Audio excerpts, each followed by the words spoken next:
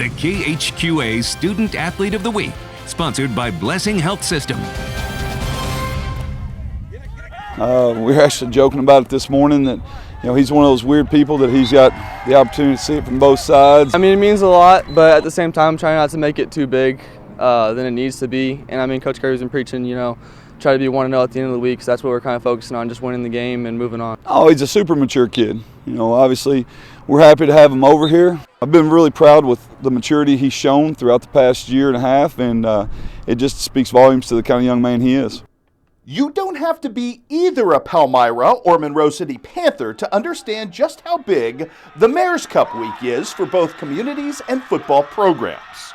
Marty Smyser III, a.k.a. Trey, however, has had the rare distinction of having lived this rivalry from both ends now. I mention this not to open old wounds, but as a point of inflection to illustrate just how well the young man has done, not only weathering the upheaval that precipitated his mid-career transfer, but in thriving in his new home. For sure. I mean, there's been some noise, there's been some things, some bad things happening and all that stuff, but try to just keep my head down, work hard, stay in the weight room, just be disciplined and get better every day. Academically, of course, to no one's surprise. I mean, probably my parents, staying on me about that and stuff. So, I mean, it's definitely been a big key thing, staying in the classroom, getting good grades first, and then sports comes second. But socially and athletically in 3 sports as well, a journey he shared with his brother Abram. I think I'd be a liar if I said it was fun all the time just because we're brothers and we fight, but it's also at the same time really special just to see what me and him have been through as a family and stuff, to see play with him and have that bond as brothers on the football field. This fall has brought new change, including a radical position transformation from quarterback to now alpha wide receiver.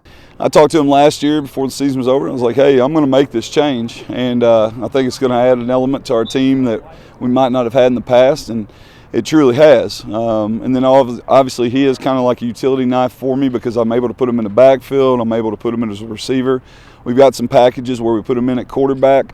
So he's definitely a weapon in a lot of ways. Obviously our return game as well. As a quarterback, it's kind of funny, like if a receiver drops a pass, it's like, come on, man, but then you get a receiver, it's like, dang, this is a little harder to catch it, so.